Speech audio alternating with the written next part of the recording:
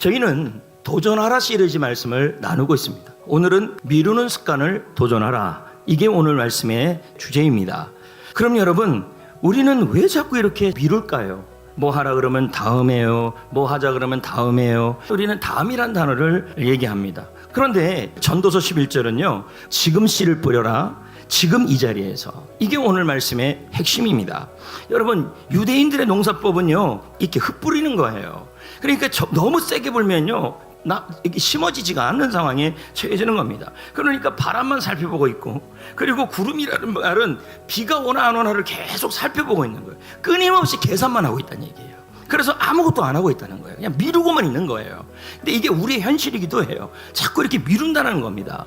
그런데 여러분, 믿음은요, 정말로 완벽한 때를 기다리는 것일까요? 하나님은 준비가 다 됐을 때만 움직이실까요? 하나님께서 아브라함에게 이렇게 말했어요. 하나밖에 없는 아들을 하나님께 드려라. 그럼 여러분, 이게 머리로 믿어질 수가 없는 내용입니다. 근데 아브라함은 어떻게 합니까? 행동으로 믿고 있습니다. 내 아들이 설령 죽는 일이 일어나도 하나님은 이 아들을 살리시는 하나님이라고 믿고 간 거예요. 이게 행동하는 믿음이에요. 가끔 우리는 생각합니다. 하나님, 왜 요단강 앞에 우리를 데려다 놓고 왜 요단강 앞에 왔는지 설명 안 해줍니다. 그리고 하나님께서 때로는 우리를 여리고 성 앞에 데려갑니다. 근데 그 앞에서 설명서를 주지 않아요. 그리고 뭐라고 얘기하냐면 도르래요. 그리고 뭐합니까? 건너가래요. 길이 없는데 이게 무슨 말입니까? 하나님은 머리로 믿지 말고 감정으로 믿지 말고 하나님의 약속을 믿으라고 얘기하는 겁니다. 하나님의 약속을 믿고 걸어가야 길이 열리는 겁니다. 우리는 그럽니다. 설명서를 다 읽고 납득한 이후에 나아가려고 그럽니다. 그렇지 않습니다. 믿음이라는 건요, 설명서를 읽고 납득해서 가는 게 아니라 하나님을 믿고 가는 겁니다. 신실하신 하나님, 변함없는 하나님, 죽은 자도 살리시는 하나님. 5절 볼까요?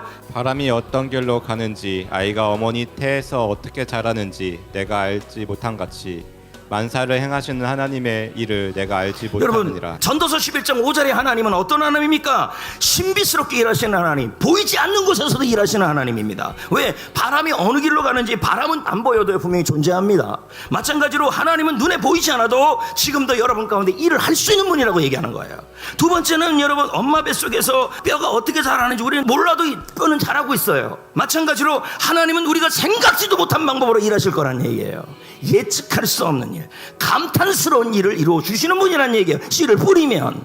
그럼 여러분, 자, 오늘 여기까지 말씀을 들었습니다. 그럼 우리의 밭은 어디입니까? 우리의 밭은 지금 여러분이 있는 그 자리입니다. 거기가 어디입니까? 가정입니다. 거기가 어디입니까? 직장입니다. 거기가 어디입니까? 교회입니다. 학교입니다. 여러분 각자가 있는 자리입니다. 어떤 사람은 골방이고 어떤 사람은 병실이고 어떤 사람은 심지어 내가 지금 오해받고 있는 그 자리도 지금 내가 뿌려야 될 바로 그 자리입니다. 지금 있는 그 자리가 하나님이 이유 없이 보낸 자리가 아닙니다. 지금 그 자리는 하나님이 인도한 자리입니다. 지금의 그 학교, 지금의 그 교회, 지금의 그 가정, 그리고 심지어 오해받는 자리까지도요. 여러분, 우리가 씨를 뿌려야 될 밭은 지금 있는 그 자리입니다. 그 자리에서 넋두리 한다고, 불평한다고, 원망한다고 여러분 절대로 열리지 않습니다. 하나님이 기뻐하는 건 뭔지 아십니까? 한 아들이 야 이거 좀 해라 그랬더니 얘가 예 하고 안 합니다. 그런데 또 한 아들은 뭐라 그럽니까? 아니요 하는데 해요. 누구를 칭찬합니까? 행동한 사람을 칭찬했습니다. 지금 왜 우리는 지금 실천하는 믿음을 결단하지 못할까요? 자꾸 머리로 믿으려고 그러는 것입니다. 이게 납득돼야 합니다. 이게 이해가 되어야 합니다. 여러분 베드로를 보십시오. 밤새도록 허탕쳤습니다. 이 사람은 어부입니다. 경험이 너무 많습니다. 근데 여러분 어떡합니까? 머리로 믿지 않았습니다. 어떻게 믿었어요? 말씀을 의지하여 깊은 데로 그물을 던졌습니다. 이게 뭡니까? 믿음은 행함입니다. 행함으로 믿음이 완성됩니다.